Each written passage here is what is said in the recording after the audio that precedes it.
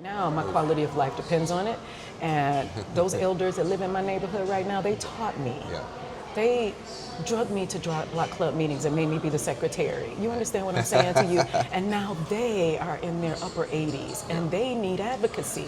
I want to see them grow older, age in their houses with dignity and not watch their neighborhood go to hell because there's some benign neglect going on in the form of government not upholding ordinances. Tell us who you are and who you represent. Okay, my name is Dorothea Williams-Arnold. I am a neighborhood advocate, an Aviation Subdivision, and I have a nonprofit, Aviation Sub Neighborhood Solutions, that was born out of a need in my community, a need for advocacy for elders, advocacy for more agency or say in the trajectory of our neighborhood. Right now, we are facing a situation where investors are outperforming in my neighborhood in terms of purchasing properties. And we have a good housing stock, but we have a sizable number of elderly people who are being exploited right now. They're being talked into reverse mortgages. The investors are knocking on their doors, tacking up, "We will buy your house for cash," signs. So they're becoming very aggressive at trying to gain access to these properties. Problem is, they're not taking care of them. They're buying these properties and turning them into like low quality rentals. My concern is that because I have a neighborhood that has a lot of houses that are easy to flip, bungalows, we have houses from 1,000 to maybe 4,000 square feet or more. So it's a nice mixed bag, but the houses that are easier to flip, they're buying them and jacking up the rent, turning them into Section 8, which I don't have a problem with because we could be branded as a good mixed income neighborhood. Problem is they're buying the properties and allowing them to just kind of fall into disrepair. Their tenants aren't cutting the grass, and so it's changing the landscape of my neighborhood. So, I started this nonprofit as a way to figure out how to educate residents in my neighborhood, build coalitions, not even just in my neighborhood, but across neighborhoods. And I think more people need to be talking about this. Maybe even a reinvestment reparations fund that would offer support for communities that have been adversely affected by foreclosure crisis, affected by the not just the foreclosure crisis, but overtaxation and things like that. So I'm just hoping that we can get more traction on this kinds of conversations. I believe we need a moratorium on income-generating housing purchases in highly populated neighborhoods that have community representation. Because they're squeezing out the everyday individual who might want to buy a home, a nurse, a teacher, a firefighter, a police officer who may not make a ton of money, but they make enough to buy a house for $150,000. We're being squeezed out, all right? And investors are coming in and capitalizing, and a lot of the investors don't even live in the community or even in the country. And so that's my biggest concern right now, and I would love it if we could have a conversation along those lines, more conversations along those lines right now. So for people who are not familiar with the aviation district, yeah. Can you kind of talk a little bit more about that neighborhood and why is it such in high demand at this point? Aviation Subdivision is kind of one of Detroit's well-kept secrets in terms of the neighborhood.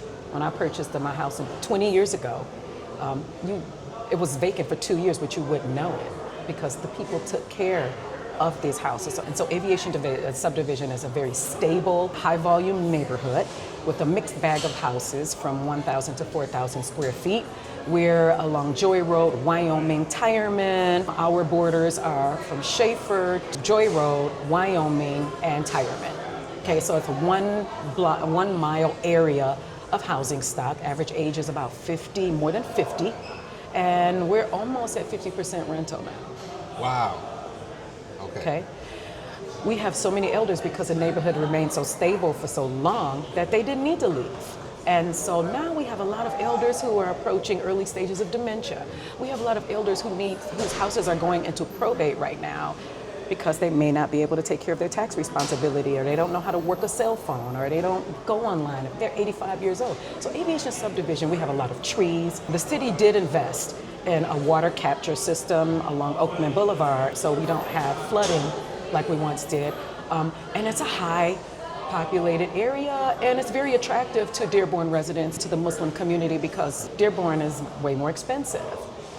It's right at the border. We're right at the border. I welcome a diverse group of people moving into the community. What I don't welcome are investors who might even want us to leave by buying properties and not keeping them up. So it wouldn't be an issue. And the overwhelming majority of the issues we have in my neighborhood in terms of blight are investment property blight. It's investment property blight. That's the overwhelming majority of our complaints right now. And so I'm looking for leadership that is going to support neighborhood revitalization and maybe even support a reinvestment reparation fund, because they're doing it in Chicago, they're doing it in Baltimore, right? And maybe target, instead of handing out cash, look at these communities that have been adversely affected by the housing crisis. A lot of houses went into foreclosure in my neighborhood as well, and offering resources, not handout, this is reparative justice, right? And help us gain back some access to affordable housing, home ownership in neighborhoods like mine that could be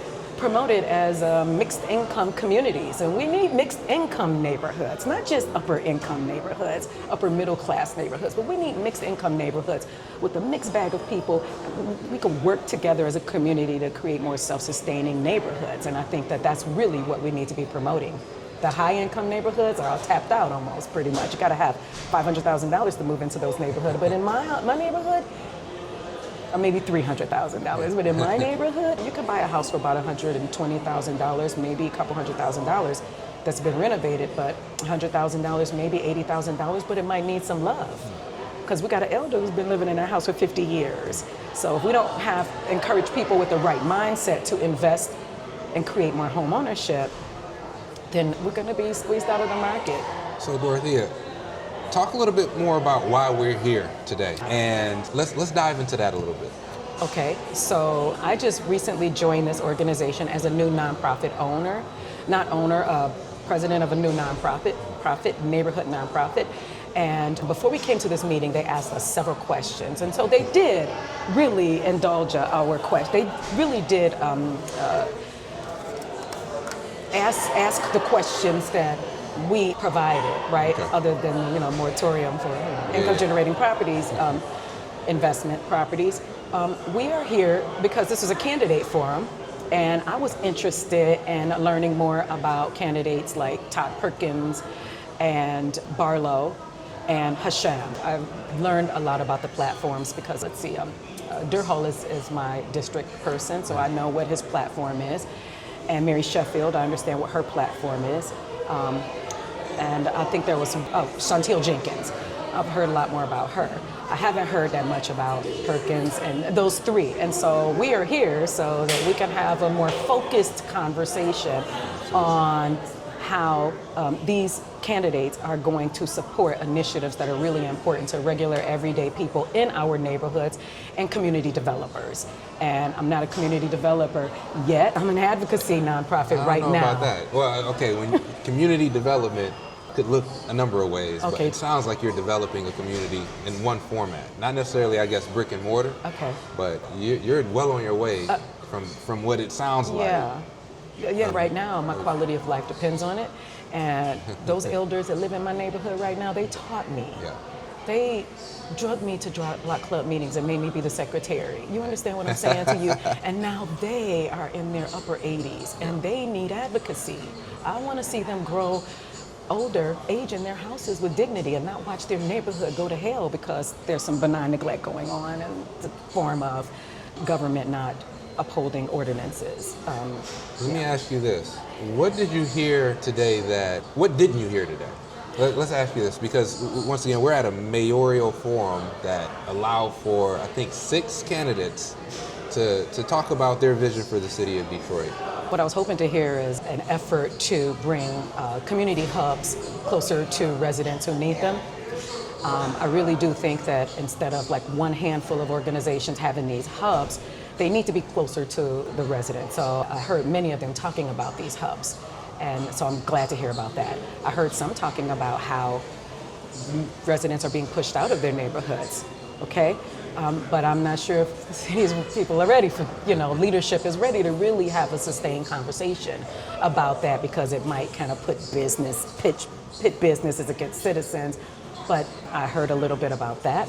I also appreciated the conversation surrounding having more community organizations having more say into what happens in their neighborhoods.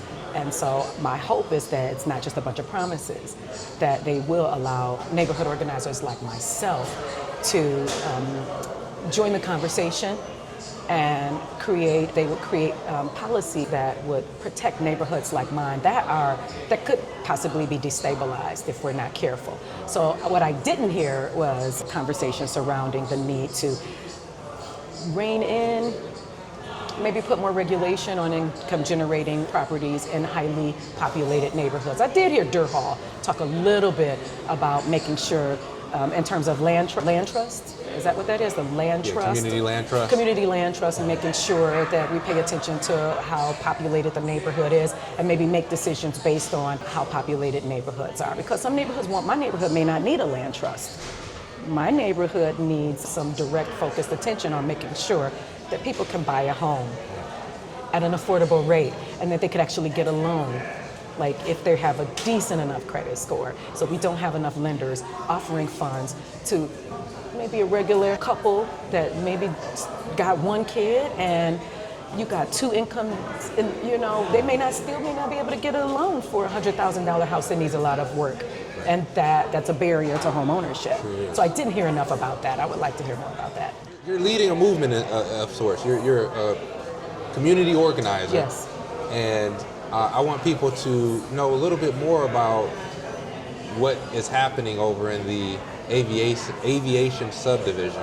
And so where can people find you and more about the mission that you're leading? Well, I've had to go public. I'm on TikTok, and my TikTok solely focuses on issues related to community organizing, what is going on in my neighborhood, some of the challenges that my neighborhood face, like waste collection, having to wait 3 weeks before bulk pickup is, ill-placed bulk waste is picked up. And so you can find me there. You can find me I'm on LinkedIn, and my nonprofit is Aviation Sub Neighborhood Solutions. Go to the website. I built it myself. Nice. So it's a work in progress, but I'm happy with it. And right now I am a growing nonprofit. Our board consists of people who are passionate about the city, and they love me and they're passionate about what it is I'm doing. So they agreed to come on board and help me out. So I live in Aviation Subdivision. Again, my email is .williams1@comcast.net. Email me any questions. But again, I'm just out here on a grassroots level trying to increase awareness in my neighborhood. And we're also really trying to facilitate more community engagement. 100%. Absolutely. And it seems like you're doing a good job. Well, we had 40 people at our last meeting, 21 people at the first one. Congrats. So instead of doing block club meetings right now, I'm like, let's have a neighborhood-wide meeting. And we have a church that allows block clubs to meet right after the neighborhood-wide meeting. So I'm like, we should all be meeting together, right? Talk and speak together, and we've invited Durhal. We've got the Wayne County Treasurer come into our next meeting, because we need our elders to have, direct access to information that will help them with their taxes. So yes, Aviation Sub Neighborhood Solutions. I'm a teacher as well in the city. What else do you do? I teach high school, 10th grade. Yes. So I appreciate it. I'm going to go ahead and